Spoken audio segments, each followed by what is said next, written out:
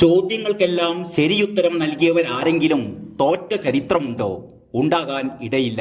എങ്കിലിതാ ഇവിടെ ചരിത്രം മാറിമറയാൻ പോകുന്നു. മുഖ്യമന്ത്രി പിണറായി വിജയനോട് കേന്ദ്രമന്ത്രി വി മുരളീധരൻ 10 ചോദ്യങ്ങൾ ചോദിച്ചിരിക്കുകയാണ്. ഇതിനെല്ലാം പിണറായി വിജയൻ ശരിയായ ഉത്തരങ്ങളാണ് നൽകുന്നത് എങ്കിൽ തോറ്റ് തൊപ്പിയിടുക തന്നെ ചെയ്യും. കാരണം സംസ്ഥാനത്തെ സാമ്പത്തിക കെടുകാര്യസ്ഥതയും ധൂർത്തും നികുതി പിരിവിലെ പാളിച്ചകളും കൊണ്ട് പാപ്പരായി തീർന്ന സംസ്ഥാനം ഇപ്പോൾ അതിൻ്റെ മുഴുവൻ കാരണങ്ങളും കേന്ദ്രത്തിന്റെ തലയിൽ കെട്ടിവെക്കുകയാണല്ലോ. വി മുരളീധരന്റെ 10 ചോദ്യങ്ങൾ ഈ കപട നാടകം പൊളിച്ചടുക്കുന്നത് തന്നെയാണ്. പിണറായിയും ഭരണകക്ഷി അംഗങ്ങളും ചേർന്ന് ഡൽഹിയിൽ നടത്തിയ സമരം വെറും രാഷ്ട്രീയ നാടകമാണ് എന്നാണ് വി മുരളീധരൻ ഈ 10 ചോദ്യങ്ങൾക്ക് ആമുഖമായി ആരോപിക്കുന്നത്. സ്വന്തം വീഴ്ചകൾ മറക്കാൻ പൊതുഖജനാവിൽ നിന്ന് ലക്ഷങ്ങൾ ചെലവാക്കിയുള്ള പ്രഹസനമാണ് രാജ്യ തലസ്ഥാനത്ത് നടത്തിയത്. MLA മാരും MP മാരും പേഴ്സണൽ സ്റ്റാഫുമാരുമെല്ലാം ഡൽഹിയിലെത്തുമ്പോൾ 1 കോടി രൂപയെങ്കിലും ചെലവാകുമെന്നും മുരളീധരൻ ചൂണ്ടിക്കാട്ടുന്നു. ഒരു കള്ളം പലതവണ ആവർത്തിച്ചാൽ സത്യമാകും എന്ന ഗീബൽസിയൻ തന്ത്രമാണ് ഇടതുപക്ഷം പ്രയോഗിക്കുന്നത്.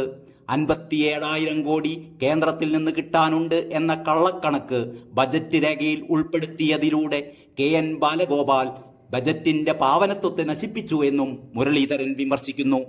10 ചോദ്യങ്ങൾക്ക് ഉത്തരം നൽകാൻ കേന്ദ്രമന്ത്രി മുഖ്യമന്ത്രിയെ വെല്ലുവിളിക്കുകയാണ്. കേന്ദ്രമന്ത്രിയുടെ ആ 10 ചോദ്യങ്ങൾ ഇവയാണ്. 1. 15ാം ധനകാര്യ കമ്മീഷൻ കേരളത്തെ രാജ്യത്തെ ഏറ്റവും കടബാധ്യതയേറിയ സംസ്ഥാനമെന്ന് നിർവചിച്ചിട്ടുണ്ടോ? കടമെടുപ്പ് പരിധി തുടർച്ചയായി ലംഘിക്കുന്നുവെന്ന് ചൂണ്ടിക്കാട്ടിയിട്ടുണ്ടോ? റിസർവ് ബാങ്ക് രാജ്യത്തെ ഏറ്റവും കടബാധ്യതയേറിയ സംസ്ഥാനങ്ങളുടെ പട്ടികയിൽ കേരളത്തെ ഉൾപ്പെടുത്തിയിട്ടുണ്ടോ? 2. കേരളത്തിന്റെ കടം GSDP-യുടെ 39%. രാജ്യത്താകെ സംസ്ഥാനങ്ങളുടെ ശരാശരി 29.8% ഇത് കേരളം പോലൊരു സംസ്ഥാനത്തിന്റെ സാമ്പത്തിക നിലയെക്കുറിച്ച് പറയുന്നതെന്താണ്? 3. 2016 കേരള സർക്കാർ പുറത്തിറക്കിയ ധവളപത്രം സംസ്ഥാനത്തിന്റെ കടമെടുപ്പ് മുഴുവൻ ദൈനംദിന ചെലവുകൾക്കെന്ന് വ്യക്തമാക്കുന്നുണ്ട്. നിലവിൽ കടമെടുക്കുന്ന തുകയുടെ എത്ര ശതമാനം സംസ്ഥാന വളർച്ചയ്ക്ക് ഉതകുന്ന മൂലധന നിക്ഷേപത്തിന് ഉപയോഗിക്കുന്നുണ്ട്? 4. 2016 ധവളപത്രം ചെലവ് നിയന്ത്രണത്തിലും തനത് വരുമാനം കൂട്ടുന്നതിലും കേരളം പരാജയപ്പെട്ടതായി വ്യക്തമാക്കിയിരുന്നു. ഇതിന് പരിഹാരം കാണാൻ സ്വീകരിച്ച നടപടികൾ എന്തെല്ലാമാണ്? 12, 13, 14 ധനകാര്യ കമ്മീഷനുകൾ കേരളത്തിന്റെ സാമ്പത്തിക മിസ്മാനേജ്മെന്റ് ചൂണ്ടിക്കാട്ടിയിരുന്നു. ഇതിന് പരിഹാരമായി എന്തു ചെയ്തു? 5.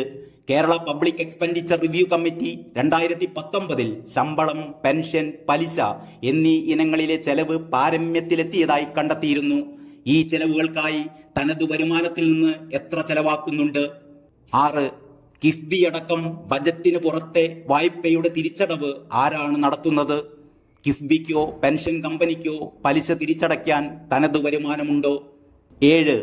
GST നഷ്ടപരിഹാരം കേന്ദ്രം 2022 ജൂണിൽ അവസാനിപ്പിക്കുമെന്ന് നേരത്തെ അറിഞ്ഞിരുന്നപ്പോൾ തനത് നികുതി വരുമാനം കൂട്ടാൻ എന്ത് നടപടിയാണ് സ്വീകരിച്ചത്? AG സാക്ഷ്യപ്പെടുത്തിയ രേഖകൾ നൽകാൻ സംസ്ഥാനം 5 വർഷം കാത്തിരുന്നതെന്തിന്? രേഖ നൽകിയ മുഴുവൻ തുകയും ലഭിച്ചില്ലേ? 8. റവന്യൂ കമ്മി ഗ്രാന്റ് ഓരോ വർഷവും എത്ര കിട്ടുമെന്ന് 5 വർഷം മുമ്പ് തന്നെ അറിയുന്നതല്ലേ? 15ാം ധനകാര്യ കമ്മീഷൻ ശുപാർശ പ്രകാരം റവന്യൂ കമ്മി ഗ്രാന്റായി 52,345.3 കോടി രൂപ ലഭിച്ചിട്ടില്ലേ? ഇത് രാജ്യത്തെ തന്നെ ഏറ്റവും ഉയർന്ന വിഹിതമല്ലേ? 9. ക്ഷേമ പെൻഷൻ കുടിശ്ശിക 602.14 കോടി രൂപ കഴിഞ്ഞ ഒക്ടോബറിൽ കേന്ദ്രം കൊടുത്തു തീർത്തതാണ്. എന്നിട്ടും ചക്കിട്ടപാറയിലെ ജോസഫ് ആത്മഹത്യ ചെയ്യേണ്ടി വന്നത് എന്തുകൊണ്ട്? 10. UGC ശമ്പള പരിഷ്കരണത്തിലെ 750 കോടി കിട്ടാനുണ്ട് എന്ന് മുഖ്യമന്ത്രി പറയുന്നു. അത് റീഇംബേഴ്സ്മെന്റ് ആണെന്ന് നേരത്തെ തന്നെ അറിയാം. അതായത് ചെലവാക്കിയ പണം തിരികെ കൊടുക്കുക എന്നത്. 31/3/2022 മുമ്പ് പണം നൽകിയതിന്റെ രേഖകൾ നൽകണമെന്ന് 3 തവണ ആവശ്യപ്പെട്ടിട്ടും കേരള സർക്കാർ പണം നൽകിയെന്ന് വ്യക്തമാക്കുന്ന രേഖകൾ നൽകാതിരുന്നത് എന്തുകൊണ്ട്? ഇത്രയുമാണ് വി മുരളീധരൻ ഉന്നയിക്കുന്ന 10 ചോദ്യങ്ങൾ. News desk Kalakaumudi.